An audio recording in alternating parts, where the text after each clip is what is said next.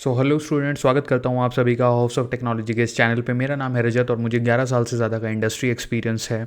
Currently हम माई sequel की एक पूरी प्लेलिस्ट कवर कर रहे हैं और ईच टॉपिक बाय टॉपिक हम जा रहे हैं। तो हमने beginner and intermediate level already cross कर लिया है। इस वीडियो में हम कुछ एडवांस टॉपिक कैप्चर करने वाले हैं जो कि मैं आप लोगों को one by one go through करवाऊँगा। तो आज के लिए जो हमारे टॉपिक होने वाले हैं वो होने वाले हैं काफ़ी इंटरेस्टिंग, और वो हैं, सबसे पहले हम बात करेंगे understanding pro forma schema. Pro forma schema क्या होता है माई सीक्वल में, उसका क्या पर्पज़ है, हम उस बारे में बात करेंगे। देन हमारा सेकंड टॉपिक होने वाला है optimising and analysing the slow running query, कि मतलब जो हमारी क्वेरीज धीरे काम कर रही हैं तो हम उनको कैसे ऑप्टिमाइज कर सकते हैं और उनको कैसे एनालाइज हमें करना चाहिए। देन हम कंक्लूड करेंगे कैलकुलेटिंग कैशिंग मैकेनिज्म। तो बेसिकली हम ये जो पूरा सेशन रखने वाले हैं ये ऑप्टिमाइजेशन एंड परफॉर्मेंस ट्यूनिंग के बारे में होने वाला है। तो चलिए आगे चलते हैं और स्टार्ट करते हैं हमारा सेशन।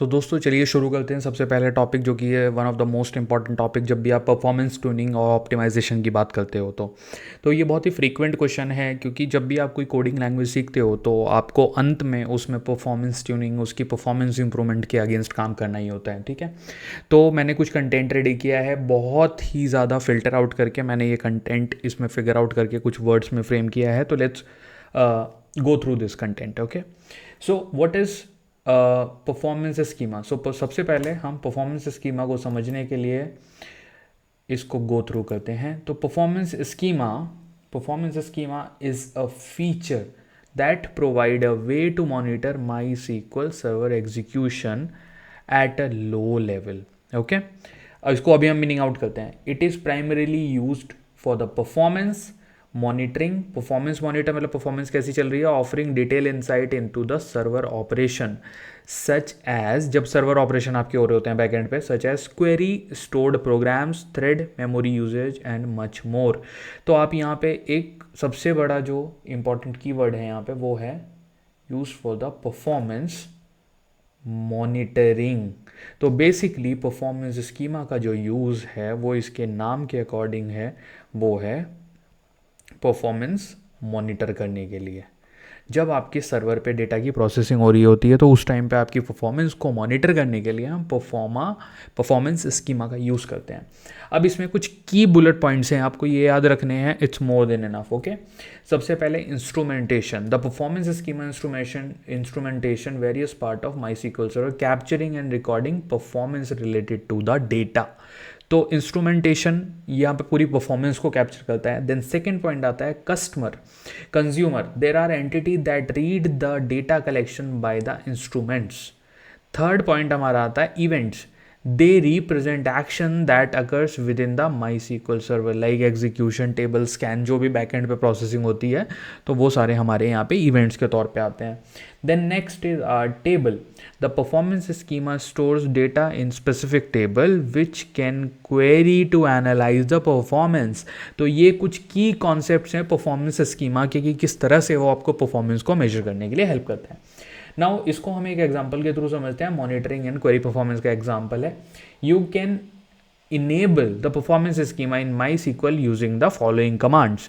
और ये कमांड्स आपको कहाँ लिखनी है, आपको लिखनी है CLI, basically command line interface पे जाके आपको ये कमांड लिखनी है। It will enable the schema for you.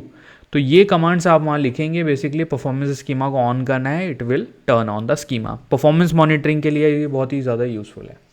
तो जैसे कि हमने लिखा ऑप्टिमाइजेशन,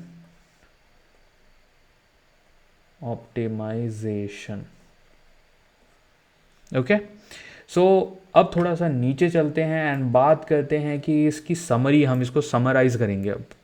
तो इसको समराइज करने के लिए सबसे पहले SQL copy code select star from where then department. तो बेसिकली आपने परफॉर्मेंस स्कीमा की क्वेरी के ऊपर एक छोटी सी क्वेरी लगा के वहाँ पे परफॉर्मेंस चेक कर ली।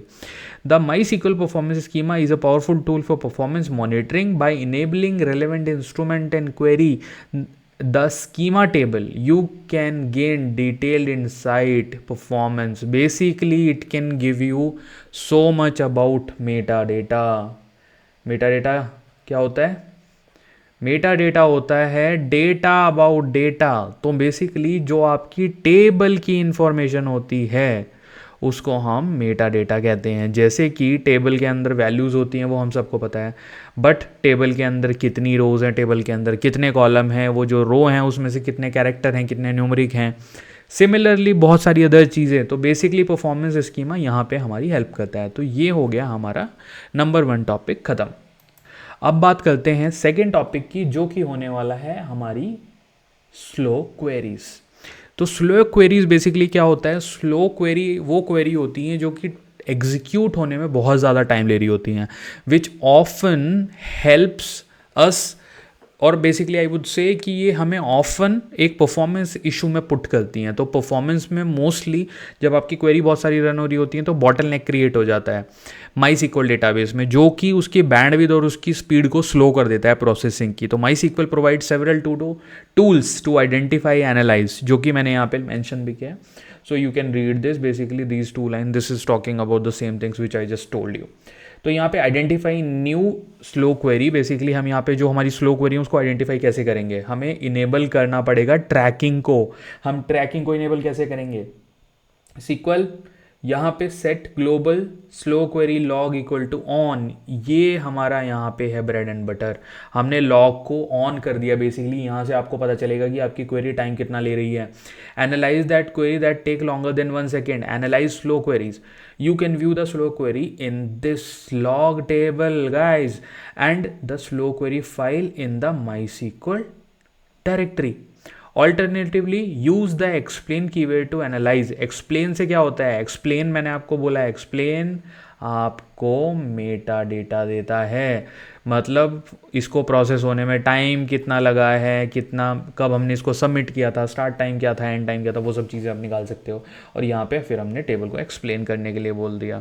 तो हर लैंग्वेज में अपना कुछ मेटा डेटा को शो करने के अलग अलग तरीके होते हैं। तो यहाँ पे हमने एक तरीका यूज़ किया जो कि हमने जस्ट अभी बात करी है। ओके, अब हमें परफॉर्मेंस इंप्रूव कैसे कर सकते हैं? Based on the explain output you might need to identify inefficient data, कि डेटा बहुत ही इनएफिशिएंटली हो रहा है, तो हम क्या यूज़ करेंगे? हम इंडेक्सेस यूज़ कर सकते हैं, और अदर मेथडोलॉजी भी हैं जो हम यहाँ पे यूज़ कर सकते हैं।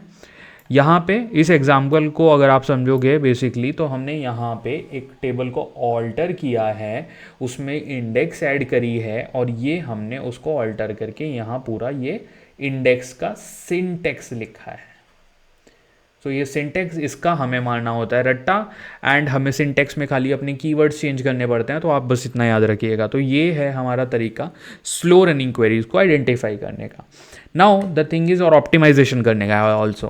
तो हम अपने आखिरी टॉपिक की तरफ चलते हैं इस वीडियो के, जो कि है कैशिंग मैकेनिज्म। अब कैशिंग मैकेनिज्म यूज़ क्यों होता है? बेसिकली पहले ये इस तरह से समझते हैं कि कैशिंग मैकेनिज्म है क्या। मतलब हम सबके जो सिस्टम है, हम सबके सिस्टम में कैश मेमोरी होती है। तो कैश मेमोरी एक बहुत ही फास्ट मेमोरी एरिया होता है, जहाँ पे कि आपकी जो प्रोसेसिंग है वो वे फास्टर होती है। और कई बार आपने देखा होगा कि सिस्टम स्लो हो जाता है तो हमें बोला जाता है कि अपनी कैश क्लियर करो। तो उसको उस दृष्टिकोण से समझते हैं ताकि ईजी टू रिमेंबर रहे। सबसे पहले जो हमारे कैशिंग मैकेनिज्म है वो 2 पार्ट्स में यहाँ पे आप इसको एक्सप्लेन कर सकते हो। One is query cache, then second is memory cache. So mem cache is a short form of memory cache. MySQL query cache stores the result of select query and it reuses it when the query is running again, improving the performance.